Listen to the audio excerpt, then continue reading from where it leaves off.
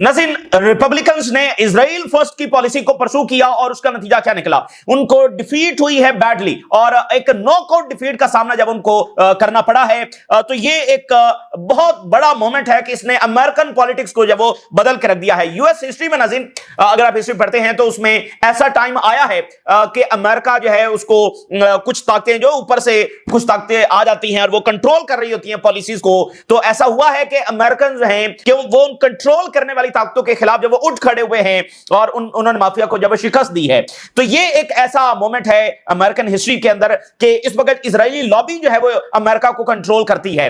और आप देखें, जो हर कांग्रेसमैन आता है वो एपेक की सपोर्ट के साथ आता है और अमेरिकन प्रेसिडेंट जो है वो उनकी सपोर्ट के साथ आता है। खुद जब ट्रंप जो है वो अभी इजराइल के अंदर मौजूद थे तो इजरायली पार्लियामेंट में उन्होंने इस बात का एतराफ किया कि जो गोलान हाइट्स को उन्होंने रिकॉग्नाइज किया, यरूशलेम को रिकॉग्नाइज किया और बहुत सारी बातें उन्होंने बताई कि वो सारा जो एपेक है और इजरायली लॉबी है उनके ज़ेरे असर जो है वो उन्होंने ये सारा कुछ जो है वो किया है। और नेतन्याहू की एक पुरानी वीडियो जो है वो ऑन रिकॉर्ड मौजूद है जिसमें वो ये कह रहा है कि वी कंट्रोल अमेरिका, हम कांग्रेस को कंट्रोल करते हैं, हम अमेरिकन प्रेसिडेंट को कंट्रोल करते हैं, हम अमेरिकन पब्लिक ओपिनियन को कंट्रोल करते हैं, हम व्हाइट हाउस को कंट्रोल करते हैं। तो ये एक ऐसा मोमेंट आ रहा है कि इजरायली लॉबी का जो इन्फ्लुएंस है वो चैलेंज हो रहा है। तो यही सारी गेम है, क्योंकि वो हर बार अमेरिका को अपने मफाद के लिए इस्तेमाल करते हैं, जंगों में घसीटते हैं, उन मुल्कों को तबाह करवाते हैं अमेरिका के हाथों जो फलस्तीन कॉज को सपोर्ट करते हैं, जैसे उन्होंने इराक को करवाया, शाम को करवाया। इराक, सद्दाम हुसैन और मुअम्मर कज़ाफी जो हैं वो दोनों सबसे बड़े सपोर्टर थे फलस्तीनी कॉज के, उनको अमेरिका के हाथों जब इन्होंने तबाह करवाया। तो ये काम जब वो लॉबी करती है कि मुसलसल अमेरिकन पॉलिसी को उस अंदाज में लेकर चलती है जैसे इजराइल चाहता है, तो इस चीज का बदल जाना आपको हर तरफ तब्दीली आएगी। यानी अगर अमेरिका इजराइल के प्रेशर में ये राजी ना होता कि इराक पर हमला करना है तो आज कितनी चीजें मुख्तलिफ होती। अगर शाम को तबाह ना किया जाता तो कितनी चीजें जब वो मुख्तलिफ होती। अगर लिबिया को तबाह ना किया जाता तो कितनी चीजें जब वो मुख्तलिफ होती। और इजरायली लॉबी इस बात को यकीनी बनाती है कि मिडिल ईस्ट के जो कंट्रीज हैं उनको एडवांस फाइटर जेट्स जब वो ना दिए जाए। हालांकि वहां पर अमेरिकन बेसेस मौजूद हैं, वो अमेरिका के बड़े इत्तेहादी हैं, टर्की नेटो का मेंबर है, सिर्फ ओनली नेटो कंट्री है जो वेस्ट के एडवांस फाइटर जेट्स को एक्सेस नहीं कर सकता। तो उसके पीछे क्या है? उसके पीछे ये इजरायली लॉबी है। तो इसका शिफ्ट हो जाने से मुराद है कि हर एक चीज ही बदल गई है, क्योंकि वही अमेरिकन पॉलिसी को उस डायरेक्शन में जब लेकर चलते हैं। तो ये एक बहुत बड़ा मोमेंट है अमेरिकन हिस्ट्री में। तो ट्रंप को नाज़रीन इस वक्त डिसाइड करना है कि क्या वो अमेरिकन फर्स्ट पॉलिसी को परसू करेंगे या फिर वो इसी पॉलिसी को जारी रखेंगे और मिड टर्म इलेक्शन जब वो फिर नहीं जीत सकते। ये बात तो अब वाज़ेह है। तो अमेरिका फर्स्ट पॉलिसी को अब सही अंदाज में उनको इंप्लीमेंट करना होगा। यहां सूरत हाल मिडिल ईस्ट में यह है कि सीज फायर जो ऑन ग्राउंड एग्जिस्ट ही नहीं करता, वो मुकम्मल तौर पर सूरत हाल मजीद खराबी की तरफ जो है वो जा रही है और किसी भी वक्त ये सूरत हाल जो है वो फुल स्केल जंग की तरफ जो है वो जा सकती है, क्योंकि जो इजरायली पॉलिसी है वो बहुत बड़ी खराबी की तरफ धकेल रही है। रीजन का बहुत बड़ा इम्तिहान है कि रीजन अब क्या करता है। और इसी दरमियान वेनेजुएला में भरपूर तैयारी हो रही है और अमेरिकन जो जनरल्स हैं उन्होंने खबरदार किया है कि वेनेजुएला पर हमला बहुत बड़े सरप्राइजेस अमेरिका को दे सकता है। वेनेजुएला इस अंदाज में तैयारी कर रहा है। अच्छा जी, तो ये तमाम सूरत हाल आपके सामने रखेंगे। नाज़रीन, जो अमेरिकन इलेक्शन हुआ है उसकी बहुत ज्यादा डायमेंशंस हैं, उसको हम डिस्कस करते रहेंगे। पहली बात तो ये है कि देखिए, ट्रंप जो हैं वो बहुत सारे प्रॉमिसेस करके आए थे। उन्होंने गजा में सीज फायर का जब वो प्रॉमिस किया था, उन्होंने कहा था कि वो मिडिल ईस्ट की जंगों को फंड नहीं करेंगे। उन्होंने बाकी जंगें रुकवाने का जो है वो वादा किया था। उन्होंने डोमेस्टिक पॉलिसीज के हवाले से बहुत सारे वादे किए थे, लेकिन उनमें से कुछ भी पूरा नहीं हुआ है। तो उसका रिजल्ट ये है। और इस रिजल्ट का नाज़रीन एक और मतलब भी है कि जैसे ट्रंप अपने आप को ये पोर्ट्रे करते हैं कि वो ऐसे हैं और अमेरिका गोल्डन एज से गुजर रहा है, वो बहुत बड़े पीस मेकर हैं। अब देखें ना कि अमेरिका जनाब वाले गोल्डन एज से गुजर रहा है, तो ट्रंप की वजह से अमेरिका गोल्डन एज में गुजर रहा है, लेकिन अमेरिकन ट्रंप को वोट नहीं कर रहे हैं। तो ये क्या मतलब, ट्रंप खुद के बारे में जो भी क्लेम करते हैं और जो भी प्रोग्रेस के बारे में वो क्लेम करते हैं, अमेरिकन समझ रहे हैं कि हकीकत क्या है। जैसे बाकी सारी दुनिया समझ रही है तो अमेरिकन भी इस बात को जब समझ रहे हैं। तो ये एक जिसको कहते हैं ना कि एक मोड़ आता है, तो ये एक वो टर्निंग पॉइंट मोमेंट है अमेरिकन हिस्ट्री के अंदर, अमेरिकन फॉरेन पॉलिसी के अंदर, अमेरिकन पॉलिसी टुवर्ड्स इजराइल में। ये एक अहम तरीन मोड़ है कि यहां से चीजें हमें बदलती हुई जब नजर आएंगी। ये मजबूरी है, चीजें एस्टैब्लिश हो गई हैं। Mamdani defeats billionaire funded campaign triggers DEM divide. तो बिलियनियर्स को शिकस्त दी है, वो पूरी तरह से जकड़े हुए थे और ये सारे ये इनके मजहब के यानी इजरायलियों के वो सारे बिजनेसमैन वहां पर बैठे हुए हैं। तो बिलियनियर फंडेड कैंपेन जो है उसको शिकस्त दी है ज़ोहरान ममदानी ने। तो ये देखिए, Republicans put Israel first before America, Israeli first policy को उन्होंने आगे बढ़ाया। Now they have suffered a knockout in the elections, तो उनको अपनी पॉलिसी बदलनी है, या फिर जो आगे मिड टर्म इलेक्शंस आने जा रहे हैं और इससे पहले ये जो मेयर के इलेक्शंस मजीद होंगे उसमें उनको शिकस्त का सामना करना पड़ेगा। Republicans continue the Israel first policy in the next election will suffer even bigger defeat, इससे भी बड़ी डिफीट होने जा रही अगर वो इजरायली फर्स्ट पॉलिसी को इसी तरह से जारी रखते हैं। तो ट्रंप को फैसला करना। अब आप देखिए, ट्रंप जो है वो मुख्तलिफ एक्सक्यूजेस दे रहे हैं कि ये शिकस्त कैसे हो गई है, ठीक है ना। अब वो कह रहे हैं कि बैलेट के ऊपर मेरा नाम नहीं था, और ये जो गवर्नमेंट शटडाउन चल रहा है ये वो रीजंस थी कि हम इलेक्शन में हारे। ज़ाहिर है कि वो फिर एक फेस सेविंग के लिए भाई मेरा नाम नहीं था तो इसलिए हम हार गए, बैलेट के ऊपर मेरा नाम नहीं था। तो मतलब ये कोई थर्ड वर्ल्ड कंट्री में तो इलेक्शन हो नहीं रहा है, अमेरिका में इलेक्शन हो रहा है, तो वहां पर हैं ही दो ही पार्टीज, 200-300 साल से दो ही पार्टीज हैं, तो अमेरिकन को नहीं पता कि ट्रंप की पार्टी कौन सी है, ठीक है। तो मतलब वो लेम एक्सक्यूजेस। तो बहरहाल ट्रंप को जो है इस वक्त फैसला करना है। और फिर आप नाज़रीन देखेंगे बहुत सारे डायमेंशंस हम बात करते रहेंगे। आप देखेंगे नाज़रीन के जो फिलिस्तीन के लिए उठने वाली आवाजें हैं, अगेंस्ट वॉर्स उठने वाली आवाजें हैं, इजरायली अट्रॉसिटीज के खिलाफ उठने वाली आवाजें हैं, वो और ज्यादा पावरफुल होंगी, और ज्यादा वो बोल्ड होकर, ब्रेव होकर जब वो सामने आएंगी, क्योंकि उनको पता है कि भाई चीजें इस तरह से जब वो बदल रही हैं। क्योंकि नाज़रीन उसकी रीजन ये है कि आज से पहले जब से इजरायली लॉबी का कंट्रोल अमेरिका में हुआ है, ऐसा कोई लम्हा आया नहीं है, ऐसा कोई मोड़ आया नहीं है कि इजरायली लॉबी का इन्फ्लुएंस इस अंदाज में जब वो चैलेंज हो गया हो। आप देखिए कि वहां पर तो इजराइल के खिलाफ आप एक बात करने पर आपका करियर खत्म हो जाता है। कोई सियासतदान इलेक्ट नहीं हो सकता अगर वो इजराइल के ऊपर क्रिटिसाइज करे।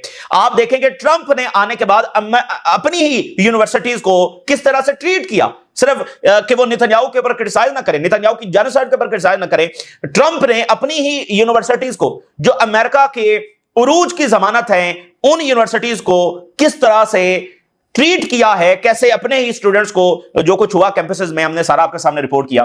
तो वो चीज लोग भूले तो नहीं है भाई। इजराइल के लिए ट्रंप ने आकर इतना कुछ किया अपने ही लोगों के साथ, अपनी यूनिवर्सिटीज के साथ, और अभी वो किसी यूनिवर्सिटी को किसी तरह धमका रहे हैं, दूसरी को किसी तरह से धमका रहे हैं। तो ये पहली बार इस तरह का मोमेंट आया है। तो जो फलस्तीन के लिए और एंटी वॉर उठने वाली आवाजें हैं, और एंटी इजरायली अट्रॉसिटीज और मजालिम के खिलाफ उठने वाली आवाजें हैं, वो और ज्यादा पावरफुल होकर जब सामने। आप देखिए टक्कर कार्लसन है, वो बात कर रहे हैं तो उनको जान की धमकियां मिलना शुरू हो गई, ठीक है ना। तो ये चलने वाला नहीं है, ये सिलेक्शन ने जो साबित किया।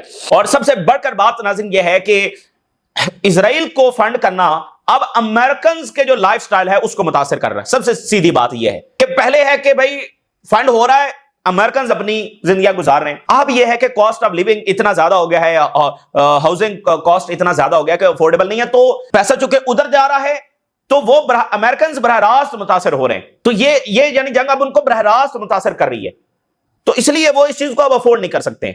और ये जो ट्रंप का इलेक्शन हुआ है, ये भी इसका सबसे बड़ा सबूत था, ये इसका बहुत बड़ा सबूत था कि अब अमेरिकन अलाउ नहीं करेंगे किसी भी लीडर को कि वो ऐसे इजराइल को फंड करे या जंगों को जब फंड करे। वो तो ट्रंप ने आकर अपने प्रोमिसेस से पीछे हटा, जिसका नतीजा जब आपके सामने है। तो अमेरिका की एक बड़ी सेलिब्रिटी है और न्यूयॉर्क से उनका ताल्लुक है, मिस रिचल, बहुत फेमस है बच्चों के हवाले से। तो उन्होंने गजा के चिल्ड्रन को ऑनर किया है एक बड़ी तकरीब के अंदर। वो इस तरह का लिबास जब पहन के आई, जिसमें गजा के बच्चों का बनाया हुआ जो आर्ट वर्क है वो उनके ड्रेस के ऊपर जब प्रिंट किया गया था, तो उन्होंने गजा के बच्चों के लिए जब वहां पर बात की, using her platform for global children rights, ठीक है। तो ये यानी अमेरिकन इस तरह से फलस्तीन के साथ खड़े हो रहे हैं। आपको पता है पिछले दिनों कितने ज्यादा कांग्रेसमैन ने ट्रंप को खत लिखा कि फलस्तीनी रियासत को हमें तस्लीम कर लेना चाहिए। तो ये इलेक्शन ने उन तमाम बातों के ऊपर मोहर सबत की है। तो अब ट्रंप ने फैसला करना है कि वो किस पॉलिसी को परसू करेंगे। अगर इसी पॉलिसी को परसू करेंगे तो फिर मिड टर्म इलेक्शन में क्या रिजल्ट होगा ये अब साबित हो गया है। गजा का जो सीज फायर है वो ऑलरेडी ज़ाहिर है कोलैप्स हो चुका है, वो कोई सीज फायर तो नहीं है। वहां पर भी देखें 2 नंबरी की गई, वहां पर भी एक बिट्रेल किया गया। तो अब नाज़रीन एक और ऐसा वाकया इस वक्त हो रहा है कि उसका नतीजा कुछ भी निकल सकता है। इसराइल ने जो रेजिस्टेंस की टनल्स हैं उनको डिस्ट्रॉय करना शुरू किया हुआ है। यह मुआहदे की सबसे बड़ी खिलाफ वर्जी है कि रेजिस्टेंस की टनल्स जब वो आगे से अटैक नहीं कर रहे हैं तो उनकी टनल्स के ऊपर जब वो जाकर अटैक किया जा रहा है, यह तो बाकायदा हमला कर दिया गया है। तो अब क्या हुआ है कि रफा के अंदर एक टनल है, उसके अंदर 200 रेजिस्टेंस के फाइटर्स मौजूद हैं, उस पर इजराइल ने हमला किया है और उसकी जो एंट्रेंस है, ओपनिंग है, वहां पर इजरायली फौज आकर बैठ गई है। तो उसका एक ही रास्ता है जिसमें इजरायली फौज आकर बैठ गई है और 200 हमास के फाइटर जो है वो उस टनल के अंदर हैं। अब जाहिर है कि वो उसमें सर्वाइव नहीं कर सकते क्योंकि खाना अंदर नहीं जाएगा। तो अब इजराइल उनको ये कह रहा है कि या तो वो अंदर ही मारे जाएंगे या फिर वो बाहर आए और अपना असलहा जो हमारे सामने डालें, सरेंडर करें, हमारे सामने आकर अपना असलहा डालें। इन 2 सालों की जंग में एक भी ऐसा मोमेंट नहीं आया है कि एक भी हमास फाइटर ने इनके सामने असलहा डाला हो। और आपको याद होगा कि ये सिविलियंस को जो इन्होंने ह्यूमिलिएट किया उनको असलहा देकर फिर वो सरेंडर कर रहे हैं। एक भी हमास फाइटर को ये सरेंडर नहीं करवा सके। तो अगर ये अंदर जाते हैं तो खुद मारे जाएंगे, ठीक है। और जो है वो उनके ऊपर गोलियां चलाते हैं तो इनके खिलाफ खुलकर ये बात सामने आ जाएगी कि इन्होंने हमास के ऊपर हमला किया है। तो ये यानी हमास को ह्यूमिलिएट करना चाहते हैं कि ये बाहर आए और हथियार डालें हमारे सामने। तो एक सीज फायर में उनकी टनल्स के ऊपर जाकर अटैक करना और उसकी एंट्रेंस बंद कर देना, ये तो सीधी सीधी जंग है। तो अब इसमें हमास के फाइटर्स क्या करेंगे? क्या वो बाहर आएंगे और उनके सामने असला डालेंगे या फिर वो अंदर ही मौजूद रहेंगे? अंदर रहेंगे तो सर्वाइव नहीं कर सकते। तो अब ये बहुत बड़ा इस वक्त मसला खड़ा हो गया है और नेतन्याहू की कुछ देर पहले स्टेटमेंट आई है कि Hamas fighters in the tunnel have 2 options, either surrender और रिमेन अंडरग्राउंड। या सरेंडर करें या अंडरग्राउंड रहें, जिसका मतलब यह है कि वो मारे जाएंगे अंदर ही। और हमास जब तमाम बॉडीज को रिटर्न करे एग्रीमेंट के मुताबिक अगर नहीं करेगी तो कोई डील नहीं होगी। और इजरायली डिफेंस मिनिस्टर यह कह रहा है कि मैंने आर्मी को ऑर्डर दिया है और उसने टनल्स को डिस्ट्रॉय करना जब शुरू कर दिया। तो यह है इजरायली नीयत, यह है इजराइल के इरादे और ये वॉर क्रिमिनल्स जिसको पूरी दुनिया रिजेक्ट कर रही है और पूरा वेस्ट जब अब रिजेक्ट कर रहा है, ये भी बहरहाल अपने अंजाम को पहुंचेंगे। लेकिन इस वक्त जो सीज फायर है वो तो अमलन कोलैप्स हुआ है। अब उसमें आगे क्या होता है ये बहरहाल इस वक्त देखना है। लेबनान के ऊपर ये हमले कर रहे हैं और हमास ने कहा है कि कोई भी ऐसी फौज जो इजराइल को रिप्लेस करती है लेकिन काम वही करती है तो उसको भी हम एक ऑक्यूपेशन के तौर पर जो ट्रीट करेंगे। लेबनान में इन्होंने अटैक किया है, एक शहीद हुआ है लेबनान का सिविलियन और एक जो जख्मी हुआ है। तो इजराइल के मुसलसल हमले जो लेबनान के अंदर भी जारी हैं।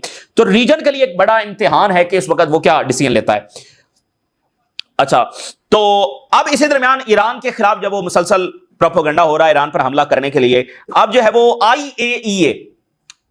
आईएईए ने कहा है कि ईरान जो है वो हमें एक्सेस नहीं दे रहा, तो ईरान जो है वो न्यूक्लियर हो सकता है बना रहा हो और ईरान की जो है जंग हो सकती है वेस्टर्न नेशंस के साथ। International Atomic Agency warns Iran over blocked nuclear site access. आज तक आईएईए की इतनी मजाल नहीं हुई कि वो इजराइल में जाकर, never ever in the history, एक मर्तबा भी नहीं कि वो इजराइल में जाकर एक्सेस कर सके। लेकिन ईरान का जो न्यूक्लियर प्रोग्राम है वो हाईली मॉनिटर्ड था। ईरान ने मुकम्मल एक्सेस दी हुई थी, दुनिया का ये सबसे ज्यादा इंटरनेशनली मॉनिटर्ड प्रोग्राम था। और लेकिन आईएईए के लोगों ने इजराइल के लिए जासूसी की, जिसमें बहुत सारे ईरान के जो साइंटिस्ट हैं वो मारे गए, बहुत ज्यादा इन्होंने जासूसी की। तो ईरान ने अब इनकी एक्सेस जब बंद कर दी है। आज ये फिर शरारत कर रहे हैं और ये कह रहे हैं कि ये हमें एक्सेस नहीं दे रहे और ये न्यूक्लियर बना रहे हैं और ईरान को सीरियसली हमारे साथ कोऑपरेशन करना चाहिए, वगरना धमकी ये दे रहे हैं कि escalating tensions with the western powers. तो वेस्टर्न पावर्स पहले कौन सा कोई रहम खा रही है ईरान के ऊपर, जो अब तो वेस्टर्न पावर्स के साथ जंग की धमकी आईएईए ने जारी की है। बड़ी ये हार्श स्टेटमेंट है।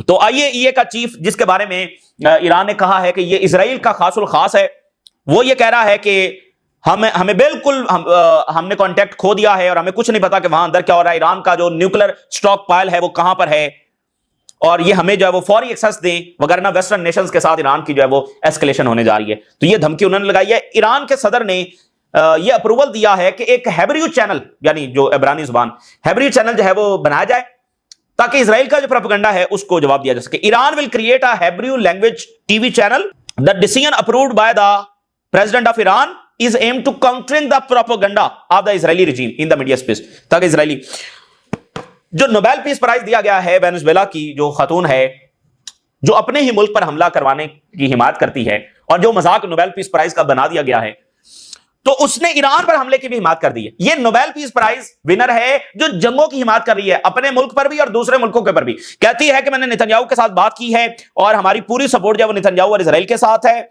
और ये जो ईरानियन रिजीम है ये की सपोर्टर है मडोरो रिजीम की, और ये ईरान जो है वो जो बाकी टेररिस्ट ऑर्गेनाइजेशंस हैं जैसे हमास, हिजबुल्लाह और अंसारुल्लाह, इनकी भी ये सपोर्ट करती है। तो नेतन्याहू के साथ हमने बात की है, मेरी कॉल पर बात हुई है और मुकम्मल हमसो तो ईरान पर हमले की वो सारी सपोर्ट जो है वो कर रही है। तो इस पर ईरान के फिर फॉरेन मिनिस्टर ने लिखा है कि ये जो सारा नोबेल पीस प्राइज और ये सारा जो है ये इनका एक टूल बन चुका है कि वो गवर्नमेंट्स की रिजीम चेंज करवाएं, उन पर हमले करवाएं, ठीक है ना। यानी वेस्ट के जो एडवर्सरीज हैं, जिन वो मुल्क, वो नेशन जिनको वेस्ट पसंद नहीं करता, उनके खिलाफ ये सारे जो पीस प्राइजेस या व्हाटएवर बाकी इंस्टीट्यूशंस, वो एक टूल बन चुके हैं। एक ऐसी पर्सनैलिटी जो जंगों की दावत दे रही है, जंगों की कोशिश कर रही है, जंगों को इंसाइट करने की कोशिश कर रही है, अपने मुल्क पर हमले की दावत दे रही है अमेरिका को, और ईरान पर हमले की बात कर रही है, जेनोसाइड की सपोर्ट कर रही है, वॉर क्रिमिनल को सपोर्ट कर रही है, उसको नोबेल पीस प्राइज दे दिया। तो ये बहुत बुरे तरीके से ये सारा एक्सपोज हुआ है। General Douglas McGregor, farmer American general, वो ये कह रहे हैं कि वेनेजुएला पर अमेरिकन हमला बहुत महंगा पड़ने वाला है। एक उन्होंने कहा कि देखिए, वेनेजुएला की 1700 माइल्स की कोस्टल लाइन है, इसका 1370 माइल का बॉर्डर कोलंबिया के साथ है, इसका 1380 माइल बॉर्डर जो ब्राजील के साथ है, और उन्होंने कहा कि 1 लाख पैरामिलिट्री फोर्सेस जो हैं along their border with Brazil and Colombia मौजूद हैं, और वो वहां से ज्वाइन करेंगे लड़ने के लिए। यानी वो ये कह रहे हैं कि भाई वेनेजुएला एक ऐसा मुल्क है, इतनी लंबी उसकी कोस्टल लाइन है, इतने बड़े बड़े उसके बॉर्डर्स हैं, तो वहां से सप्लाई लाइन आने में और इन सारी चीजों को कंट्रोल करने में ये पॉसिबल नहीं है। तो अमेरिका को ये जंग जब वो बहुत ज्यादा महंगी पड़ेगी। रॉयटर्स ने ये लिख रहा है कि Russia standing with Venezuela, Russia is not letting go of Venezuela any time soon despite rising US tension. Russia पूरी तरह से वेनेजुएला के साथ खड़ा है, अमेरिकन धमकियां ये वो नहीं, रशिया वेनेजुएला के साथ खड़ा है कि एक्सपर्ट्स आर ऑलरेडी प्रेडिक्टिंग कि बहुत बड़े कॉन्सिक्वेंसेस होंगे अगर वेनेजुएला पर हमला किया जाता है, और ये पूरा रीजन जो है वो फुल ब्लोन वॉर के अंदर जब चला जाएगा। और यूएन के जो ह्यूमन राइट्स चीफ हैं, ये बड़ी इंपॉर्टेंट बात है कि यूएन के ह्यूमन राइट्स चीफ ने अमेरिकन अटैक्स को इंटरनेशनल लॉ की खिलाफवर्जी करार दे दिया, इनको इलिजिटिमेट अटैक करार दे दिया। देखें, इराक पर जब हमला हो रहा था तो ऐसा कुछ नहीं हो रहा था, तो यहां पर अभी अमेरिका का अटैक अगर फुल स्केल होना है तो उससे पहले ही उनका बयानिया कोलैप्स कर रहा है। Maduro hails UN right chief rebuke of US violations in Caribbean. कश्तियों पर हमला जो है वो ये इंटरनेशनल लॉ की खिलाफवर्जी है।